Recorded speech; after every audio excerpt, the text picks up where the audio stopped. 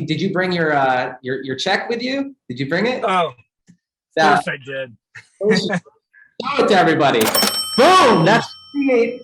What does it say right there? 38,235, something like that. That right there is freaking persistent hard work.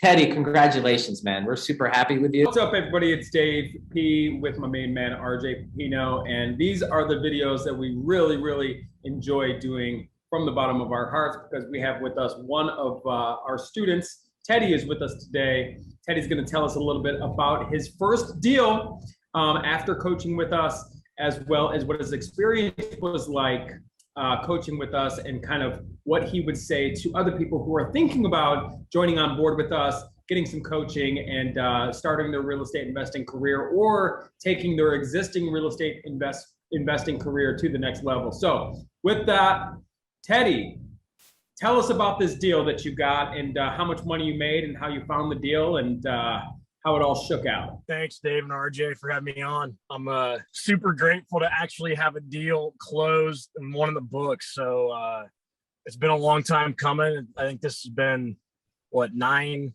or 10 months in. So I've been full-time doing this, jumped out of corporate, so to speak. I mean, I was in med device for 10 years and finally decided to do what I wanted to do and pursue real estate. But yeah, I had started out working with a lot of different mentors. Took me a little bit to pull a trigger on actually spending some money on investing on my education. But I finally said, you know what, I'm just going to invest in this. This is my MBA now in real estate investing, because this is what I'm passionate about, and came on with you guys because you guys are boots on ground up in Columbus, not far from me here in Cincinnati. And I realized that wholesaling was really the all-encompassing way of learning the market and talking with other investors here. So fast forward 9 months in, I finally got marketing together and was actually doing it. Got this deal, 38,000 roughly in a wholesale deal. I was marketing through, the lead came from Driving for Dollars. Had a driver out. Hang on, backtrack for a second. You made $38,000 or you put it in contract for $38,000? I made $38,000 on this one. Dang. Awesome, man. There's a lot of in between there. Just take a minute to kind of let everybody know what was going on in that you got started, you got mentoring from Dave and I. You also had another mentor, right? You had a couple mentors. You were reading these books and going through these courses from start to about 9 months. Like, what was that? Like, what did that look like for you? Yeah. I mean, it was just a lot of soaking up knowledge from all different places and implementing it as much as I could, but never really, looking back at it, I never really pulled the trigger and invested money into my marketing and ad spend. And then when I finally did and just said, hey, this is the marketing platform I want to use. I want to do Driving for Dollars and direct mail, and I want to use Facebook ads. And, I finally had some leads start hitting me in the face, and this direct mail lead came through and it showed me that it was working. This one was a truly motivated seller. She had reached out to me from a postcard, and through the interview process asked her, how much do you want for this property and what are your goals? And she basically said, I just don't want to take care of my dad's old property anymore. It's my family home. I don't want to mow the grass anymore. And I said, well, how much do you need for it? And she said, well, I just want to pay off the mortgage. And she said, how much? I asked her how much it was. And she said, 22,000. Or no, it was 20,000. But her dad was the one on title. And I said, well, we would have to get in touch with him. And finally did. And he said, I want 25. And I said, well, would you meet me in the middle at 22.5? And he said, absolutely. I love it. Got it in contract at 22.5 and then listed it at, or was asking 75 and negotiated down to 62.5. And that's where I made the spread at 38. Now, how did you calculate what you were going to put that property out to the market for? Yeah, so did the good old Mayo formula and figured out repair, ARV times 0.75 and subtracted out the repairs, and then subtracted my wholesale fee. But it didn't really matter at the point with as far as negotiating with the seller, because I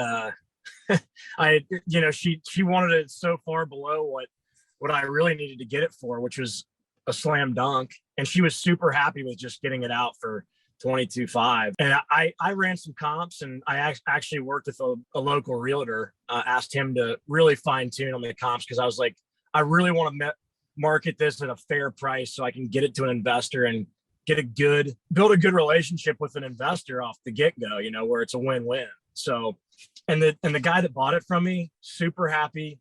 He wants to do more deals with me in the future, and he's converting it to a 2-family. So he's going to cash flow real well on it. And he's giving me referrals to other people on that same street who are coming up and seeing the project he's working on. So he's like, if you can tee these guys up for me, I don't mind you making a little bit of a spread on it. And, I want to do more of these deals with you. So everybody's happy. Now, did he know what your assignment fee was in that deal? The funny thing is he actually backed it out. Like he said, man, you made a killer spread on this one. I was like, I kind of was taken aback on the call, but I just said, yeah, I did.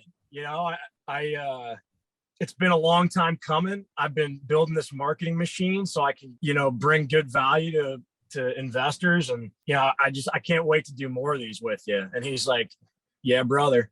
And but somehow he backed out the price. I mean, he's a savvy investor, and, I did a double close, but he figured it out. And at the end of the day, he was fine with it because he knows he's going to make money off of it. So.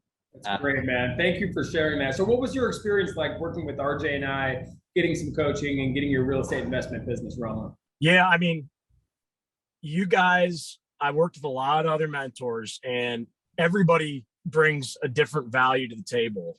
I spent, a lot of money on certain mentors, and, I was like, at first I was like, man, this is way too much money. Why did I spend it on this? And was second guessing myself. But every single mentor that I've worked with, no matter the cost, has been worth it. And I've learned from them. You guys have been like the boots on ground, local knowledge, and the guys that are actually in it, doing it, running the business, and that's been just super valuable, to layer that knowledge in with, other marketing knowledge from other gurus around the country. It's nice to pull stuff from different people and kind of build it out the way you want it. But you guys kept it simple and like to the point. And yeah, you followed up with me and helped me with contracts. And it was super, super helpful. And one thing that I would say that has got me there is something that RJ had said from the very beginning was just don't quit. Just don't give up. Just persist in it, and it'll happen, So, and it did.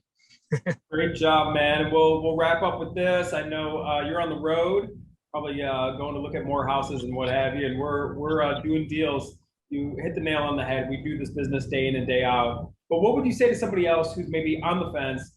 They're thinking about, they see the potential in real estate, they see the opportunity, but they're maybe hesitant to invest in themselves and kind of take that next step and start this thing, get some coaching, get some guidance, some mentorship. What would you say to somebody who's kind of on the fence? I'm all about purpose-driven leverage. If you know you want to do real estate and this is it, go for it and just invest in yourself. I mean, if you've invested in college in the past and it's something that, I went to college and spent a bunch of money on that. I don't even use what I use in that degree, I mean, good point.